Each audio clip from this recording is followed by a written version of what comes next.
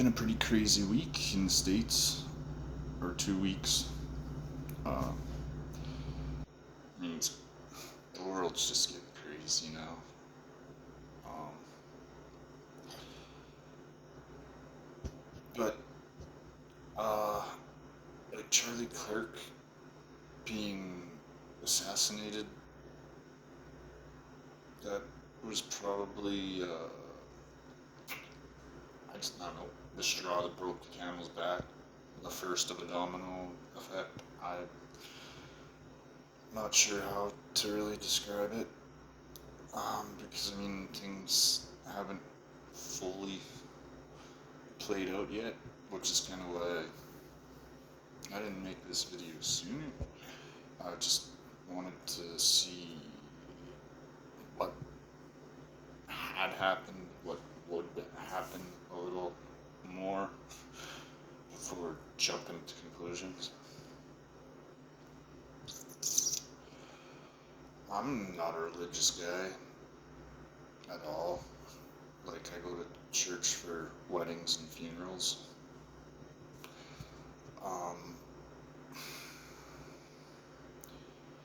Charlie's seemed well spoken. I've seen a lot of people claiming, oh, he said this and this, and then, oh, I did like a 2-minute search on the internet and managed to find the quotes put into context. And yeah, I like, these people have taken so much of his words and twisted them so they can make him look like a bad guy. Like I said, I wasn't a fan of his. Like, not that I had anything against him. I just really didn't care about some dude debating college kids in another country. But I agree, college is a scam. Like, for the most part, like, unless it's a STEM field. Like, they're not really a lot of useful applications for, some of the degrees they give out now. I think those that cheered him on, or cheered on his death, like, oh, well, he said nasty things, so he deserved to die. Well, you're saying nasty things, so, like, do you now deserve to die? Dude. But what scares me is the people that are cheering this on seem to be, like, doctors, nurses, teachers. Like, that's not good. Those are, like, doctors and nurses are supposed to do no harm, right? Teachers are supposed to help direct the future minds. So, if teachers are directing the future minds that, hey, if you don't like what someone says, you can go kill them in public, or that's the future we're looking at. And it's kind of ironic that it's the left, the side that needed safe spaces a few years ago, and probably still does, that's cheering on violence. Like, I've been around a little bit. Not necessarily proud of a lot of the things I've done, especially, like, when I was in my 20s. Like, I done enough substances that I could be, like, in an 80s rock band. Like, made money and spent money in trap houses. So,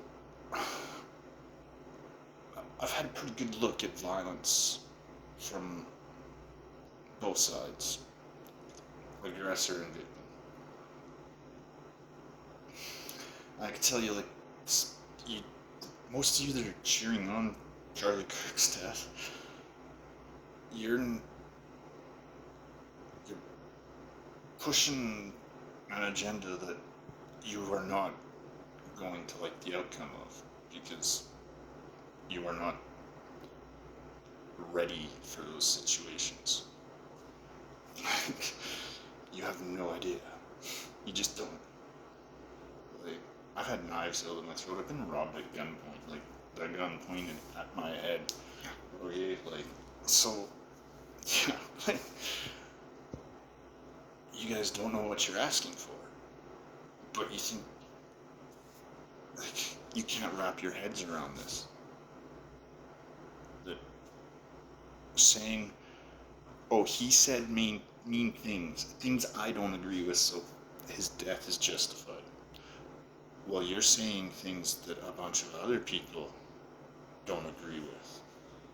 So, by your logic, it's justifiable for them to come after you. See where that gets you? Like, yeah. I've seen this one. You're worried about Charlie Kirk's death, but not the school shooting. Until I read comments on social media, I hadn't even heard about the school shooting. And the worst part is, the temperature was already turned up from that young Ukrainian woman being stabbed on the bus. That just cranked it up high. And like, you don't understand. Charlie Kirk was a man willing to debate, to at least open the door to discourse. And by killing him, you've kind of closed that door. And while in Canada we have all this strict gun control and all that bullshit, in the States, like, your First and Second Amendments and the Republic, like the way you've set it up for voting, pretty much guarantees like freedom for the individual rather than just government control, and the majority decides, because otherwise you'd end up like Canada, where you've got like 5 cities that decide who's going to run the country, right? And yeah, trying to say that gun control would stop this, like, no. You had people that hated him so much, they're willing to not just throw his life away, but their life. Because, hey, like, that kid's probably at least going to prison for life, right? And Charlie was the guy that, like I said, he was opening the door to discourse. And you kind of shut that. Like, that's how you're going to give rise to the actual boogeymans that you've been crying about for like the last decade. Like, I've read that Nick Fuentes, that sounds kind of Latino to me, but apparently he's a white supremacist. I don't know. Don't really follow that. But I heard him in his group, the Groypers, I don't know.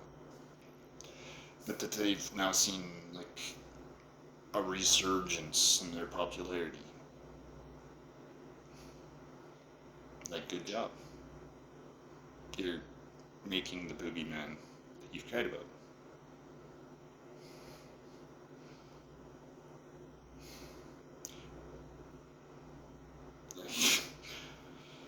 You're going to get yourselves in trouble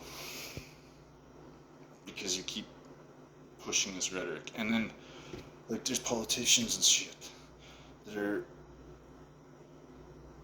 offering condolences, but at the same time they're using the same hateful rhetoric, calling fascists, white supremacists, racists, Islamophobes, like transphobes, homophobes, I don't know what other phobes or ists or buzzwords these days, but they're saying Charlie Kirk was those things. So they're still using a hateful rhetoric get radicalized. This dude to act while also victim blaming Charlie Kirk. Like, do you have any standards besides double standards? And like the people that celebrate a man being murdered in front of his children for the world to see, you're disgusting, despicable, degenerate, delinquent, deviant, just absolute disgusting. Yeah, that's about all I gotta say.